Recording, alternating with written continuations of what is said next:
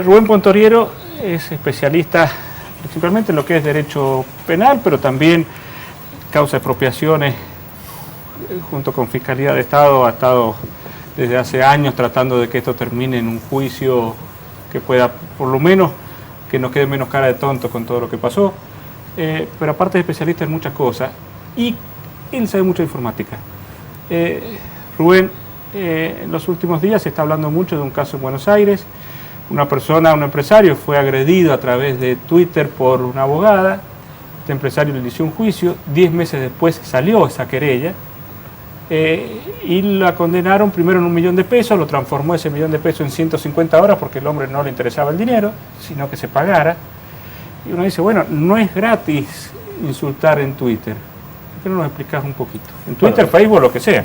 Nunca lo ha sido, nunca ha sido gratis insultar, si bien en el año 2009 hubo una modificación muy fuerte de lo que eran los delitos de injurias y calumnias a través del famoso caso Kimmel de la Corte Interamericana de Derechos Humanos, que obligó a la Argentina a modificar los conceptos de injuria y calumnia, o mejor dicho, no a modificarlos, sino a ajustarlos a lo que se tenía que entender por lo que era una injuria y una calumnia. Evidentemente el uso de redes sociales está invadiendo todo un sector de la privacidad y del honor, donde se ven avasallados todos estos derechos. En sí el fallo no tiene nada de novedoso. El fallo es claro por una injuria que se realiza, o sea, ¿cuándo hay una injuria? Cuando hay una afectación del honor que toma estado público. O sea, sí, cuando llega a conocimiento de terceros, ya sea por un diario, por la radio, por la televisión.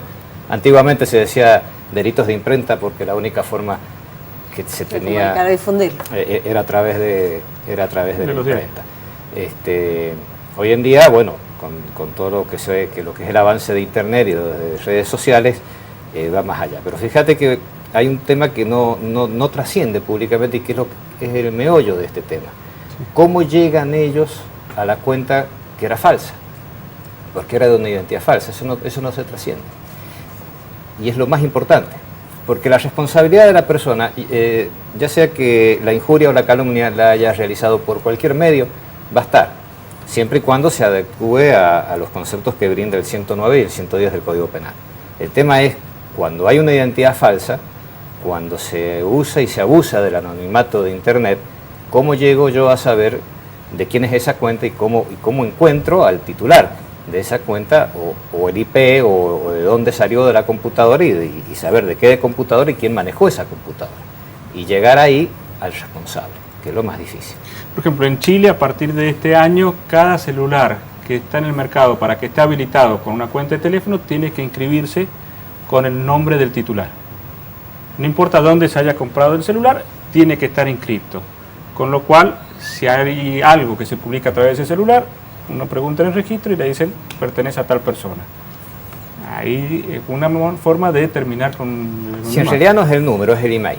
Claro. Es el email, que es un código permanente que tiene... Es el aparato, digamos. Exacto, es el aparato, y eso, bueno, pero ahí el problema está ahí. Si el aparato se pasó de mano y tiene otro titular y es otra persona... Ya lo tendrá que probar el dueño del email. Entonces, ¿cuál es el problema, Juanca? El problema aquí es encontrar o terminar con el anonimato. O sea, ¿cómo encuentro el responsable de la difamación?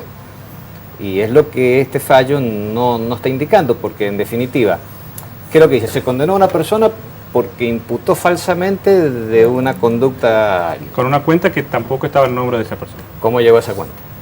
Según lo que explicaba el abogado que hizo la denuncia hoy, ellos pudieron pedir primero contrató el escribano que estaba de esa cuenta y ellos pudieron pedir a quién pertenecía esa cuenta. ¿Cómo lo consiguieron? No sé. Yo tengo denuncias hechas desde el año 2009, donde se utilizaron páginas falsas de Facebook para extorsionar a las personas. Y hemos repetido a través de delitos complejos de la Policía Federal de la Nación, no menos de 7 veces a Facebook, que tiene su sede en Irlanda, y jamás nos ha contestado. Lo que pasa es que empezamos a tener elementos diferentes para manejar, ¿no? Porque vos sale algo aquí en el programa, en el Nuevo Diario, lo que sea, venís al otro día y nos decís, miren, ustedes dijeron esto de esta persona, es falso, es claro. Ustedes lo vamos a hacer. En cambio, en Internet hay que meterle algún coto. También querían que lo que publicaran en los medios pudiesen corroborar de alguna forma quiénes eran lo que hacían sus comentarios en las páginas, que tampoco es algo ilógico. Son dos cosas distintas, Juan Carlos. Porque de alguna forma hay que hacerse responsable de comentarios. Una cosa son los buscadores como Google, Sí. donde ellos lo único que proporcionan es un algoritmo para encontrar una noticia. Y esa noticia puede estar en cualquier lado. Sí. Puede estar en el servidor del Nuevo Diario o en el servidor de cualquier otro periódico o en la nube. Exactamente. Puede estar en cualquier lado. Otra cosa es cuando se utiliza una red social, Sí. ya sea Twitter, ya sea Facebook, porque son las más conocidas, las de uso más masivo. Entonces, tanto Facebook como Twitter son muy reacios a brindar información. La misma red social de WhatsApp, ustedes saben que muchas veces ha estado, inclusive se ha dado de baja en Brasil, porque no proporcionan el dato de quién emite. Entonces, porque, bueno, ellos basan... En Europa lo que más están avanzando para acotarlos. En Europa lo que está muy avanzado es el derecho al olvido. Ese derecho al olvido tiene la razón de que se puede pedir de que deje de aparecer una noticia. Claro. Entonces, hoy quiero saber lo que hizo una persona hace 10 años, 15 años, que está publicado y sigue existiendo. En la nube va a estar, no desaparece. Entonces, lo que están pidiendo, y ha llegado a la Comisión de Derechos Humanos de Europa, es tratar de que se establezcan normas para el derecho del olvido, o sea, que se pueda dejar de... Pero en concreto, viene alguien y te hace una consulta y te dice, mire doctor, hay una persona que no sé quién es, de un perfil que no lo conozco y dice que yo he cometido un delito o me ha injuriado por Facebook o las redes sociales e incluso quizás tiene 5 amigos, pero lo comparte de tal forma que pasa a tener un estado público tremendo. ¿Qué hago? Y yo tengo que ver primero si puedo llegar a esa cuenta. A través de un perito informático, tratar de llegar. ¿Qué sucede? Que es muy difícil llegar a esa cuenta. Porque normalmente las cuentas no van de computadora a computadora, sino que esas cuentas van a un servidor que normalmente está fuera del país, que está radicado en otro lugar, y de ahí vuelve. Entonces el IP que me va a dar la fuente a mí siempre va a ser, ya sea de Silicon Valley o de Irlanda, donde tienen su fuente Facebook o Hotmail o Gmail. Claro. No me va a salir el código quién es. Se puede llegar. A través de algún hacker que conozca, podrían llegar a determinarse de dónde ha salido. Oficialmente es muy difícil, entonces ¿qué se tiene que hacer? Se tiene que recurrir a la justicia, se tiene que denunciar la situación y se tienen que pedir los informes, ya sea a la red social o al correo donde salió, para que se pueda llegar al IP y después demostrar quién es el titular de esa computadora. A mí me han dicho, en San Juan olvídate, porque hasta que la causa empiece a andar, ya prescribió porque tiene una pena muy corta. 2 años. Van a pasar 2 años y todavía la causa va a estar en veremos, lo único que va a hacer es perder tiempo. Sí, pero en ese caso lo que uno puede ir haciendo es utilizar ese sistema o esa denuncia para hacer acumular pruebas, sí. ¿no? Acumular pruebas, Claro. y descubrir de dónde sale. Y si se prescribió, continuarla por la vía civil. Porque en definitiva, tanto la pena penal como la civil es una multa económica. ¿Qué pasa cuando se sabe quién es? Eso inmediatamente es un juicio de injurias y calumnias que se inicia inmediatamente y sin ningún tipo de problema. Y es rápido. Eso es más rápido. Sí, porque entra en la etapa de juicio directamente, no hay instrucción y directamente, como es un delito de acción privada, el encargado de mover el expediente es el querellante. ¿Y ahí cómo se exime de la culpa? ¿Directamente publicando por el mismo lugar diciendo que no era cierto? Es una retractación, ¿o no? está prevista en la norma que si la persona se retracta antes de la sentencia, no hay condena. De todas formas, en lo penal, pero sí en lo civil. Sí, en lo civil sí, porque puede haber si usted inicia la acción civil conjuntamente con la penal o de forma diferida, sí, la puede pedir. No obstante, lo que ha aplicado esta causa que está dando vuelta y que es motivo de la presencia mía aquí, que usted me llamó, es que se ha mutado la pena en horas de trabajo. Eso es producto de la aplicación del artículo 59 del Código Penal que dice que las penas se puede aplicar el principio de oportunidad, pero también se puede satisfacer con medidas alternativas que no necesariamente sean la pena. En este caso el empresario no era un problema de dinero, tampoco quería la plata, es mala, de hecho al juez, mire, lo que me dé a mí, déselo a la entidad que usted crea que tiene que dárselo. Como la mujer dijo, yo no puedo pagar, dijo, bueno, 150 horas y llegaron a un acuerdo que cumpla 150 horas, pero paga. La cuestión es que acá se comparte livianamente, incluso muchas notas, porque alguien dice compartan contra tal cosa, y también al compartir uno puede ser cómplice de todo esto.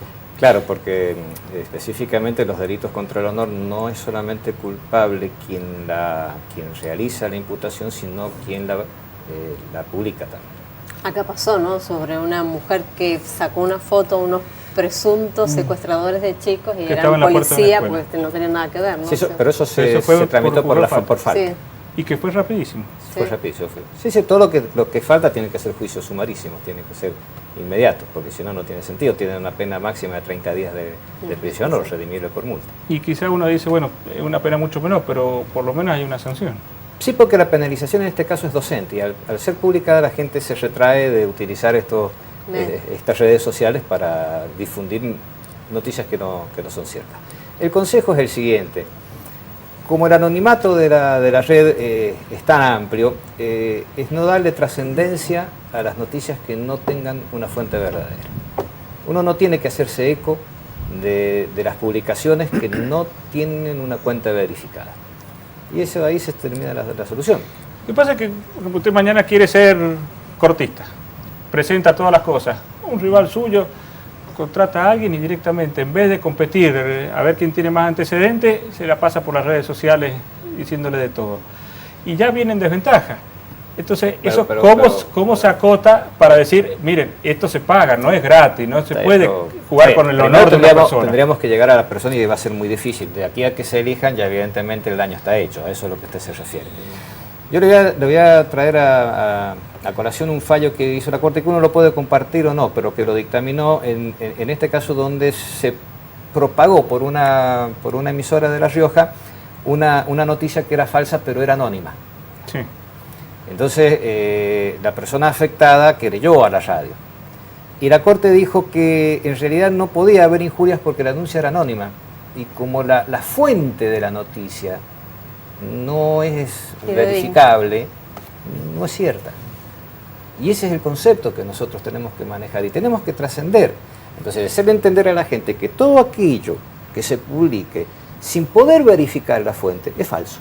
Porque aparte ha pasado casos de gente que, por ejemplo, un empresario, el banco se fija en los antecedentes, o alguien que vaya a pedir un préstamo, se fija en antecedentes de todo tipo, y también se mete en las redes sociales y ve que, es decir, que puede afectarse de diferentes formas a alguien. Por supuesto. Pero alguien que va a pedir trabajo también lo ve. Pero siempre nosotros la información que tenemos que manejar es la que se pueda verificar. Aparte la gente también depende. Y sobre todo ustedes, los periodistas, saben que tienen que tener el doble conforme. Uno no puede levantar algo que no sabes cuál es. Si ustedes no tienen el doble conforme, la doble fuente, que le esté asegurando que algo así ha sucedido, y eso es lo que tenemos que trasladar al común de la gente, desgraciadamente. Entonces, no todo lo que se publica en Facebook es cierto, no todo lo que dice Twitter es cierto, los ejércitos de troles existen, funcionan, y funcionan muy bien. Entonces uno tiene que saber a qué le va a hacer caso y a qué no. Entonces yo creo que la solución pasa por ese lado, no pasa por quitarle el anonimato a la red de Internet, va a ser casi difícil, no imposible, porque es anárquica, eso es así, ha sido siempre, nació anárquica y va a seguir siendo anárquica. Yo le diría que es medio anárquica. Va a seguir haciéndolo. La pueden modificar los controles económicos, ¿no? Cuando lo que sea negocio, lo que no sea negocio, eso va a ser así. Pero lo que nosotros tenemos que tender es a tratar de hacerle entender a la gente que le dé importancia únicamente a lo que puede ser verificable. Lo que no es verificable no hay que atender. Recién hablábamos del Código Procesal Penal. Más allá de cómo termine saliendo, pero no podemos seguir teniendo un código que esté tan alejado de cosas que van cambiando. ¿Cómo lo ves, Rubén? Es una vergüenza. Una vergüenza que San Juan esté atrasado 50 años con un código de procedimiento caduco, que ya no va. Pero ¿sabes qué es lo que más me duele a mí? Sí. Es que, a ver, está todo escrito. No hay que inventar nada. O sea, uno toma una parte, toma otra. Y probado que anda y que no. Claro, pero acá se viene insistiendo en una fórmula.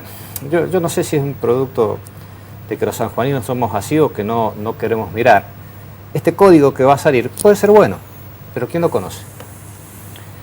Se ha hecho no voy a decir que entre gallos y medianoche, porque ya lleva 7, 8 años esta famosa comisión, pero siempre... Pero no se ha abierto. No, jamás se ha abierto. Lo manejan todos los operadores del Poder Judicial, pero del Poder Judicial, fiscales, jueces, camaristas. No ha salido a la universidad, no ha salido al foro. Los abogados que litigamos no lo conocemos, no sabemos de qué se trata. Lo tienen bajo 7 llaves, uno no lo entiende, no sabe por qué. A ver, yo te pongo un ejemplo. Si tiene falla es mejor que se destroce ahora esa falla y no después cuando ya esté en la práctica. Pero tampoco entiendo por qué tiene que ser algo misterioso, algo que podemos discutir todo, algo que se puede avanzar. Yo te pongo un ejemplo, el artículo 59 del Código Penal hace 8 años que está en vigencia.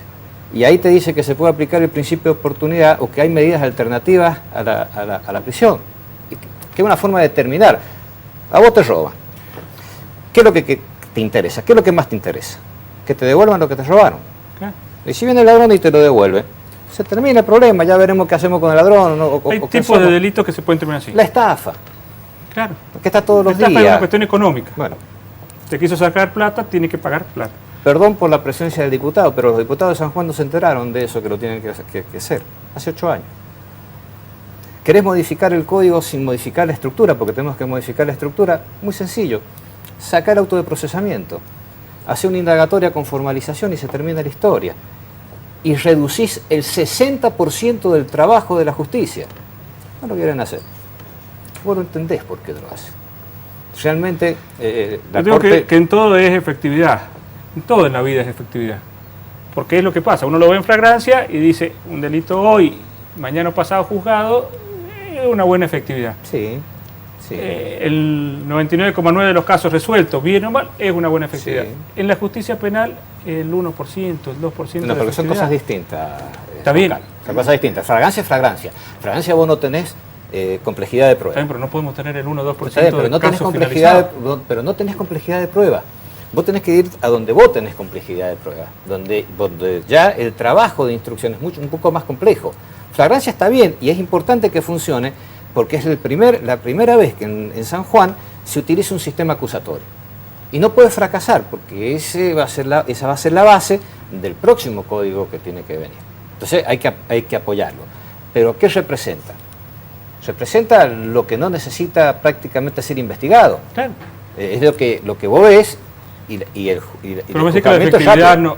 Pero si un gran porcentaje de los delitos pasa a ser archivado porque son autor desconocido y no está dando la respuesta que tiene que dar el procedimiento penal. Son dos cosas distintas. Una cosa es los autores desconocidos. Está bien, pero porque no se investiga con el sistema que tenemos, porque el juez no puede ser, que no es culpa de un juez, porque si fuese de un juez es más fácil, le decimos cambiamos el juez y listo, pero es un sistema. Vuelvo a insistir, vos me preguntaste recién por el tema de las expropiaciones y la trajiste a término. Con las expropiaciones hemos llegado 4 veces a la Corte. Sí. 4. Y a lo mejor llegamos 5, y a lo mejor llegamos a la Nación. En una etapa donde se está investigando un tipo penal. Nada más, un hecho. Sí. No se puede llegar 4 veces a la Corte. Hechos que en 2010 ya hicieron la denuncia. Exacto. Y la han movido. Y que ya está aprobado. Y que la Fiscalía estaba moviendo en serio. Son todos los escritos, o sea, son todos los expedientes. Yo no necesito traer testigos. Ahí lo que está es lo que está en el expediente. Yo te elimino el auto de procesamiento, que es atávico, que no tiene sentido, que vuelve a explicar a alguien qué es el autoprocesamiento y no saben explicártelo, que para lo único que sirve es para apelar y llegar hasta la Corte para dilatar. Porque aparte las calificaciones son todas provisorias, la única definitiva es la de la sentencia. Sí. Entonces lo que nosotros tenemos que acortar son los periodos de instrucción. Entonces, una indagatoria, una formalización de indagatoria, eliminame el auto de procesamiento. Y yo te aseguro, Juan Carlos, que elimina el 60% o el 70% de la morosidad. Esto yo lo hablé con los cortistas hace no menos de 10 años. He llevado los proyectos. No les interesa. Crearon una comisión para hacer este Código de Procedimientos Penales nuevo. ¿Vos lo conocés? No. ¿Vos? Tampoco. El señor no sé si lo conoce, los diputados. ¿Lo conoce? Todavía no llega a la Cámara de Diputados. No, he tenido la posibilidad de hablar con algunos, pero hay en estudio también algunos proyectos, así que, pero bueno. Los proyectos, el código, digamos. No, el código es un proyecto, diputado. El código completo no creo que sí, haya sí, llegado hablado, todavía, sí. porque todavía no ha salido de la justicia. Así que no lo tiene nadie más que los que están haciéndolo. Y nos sorprenderemos en algún momento.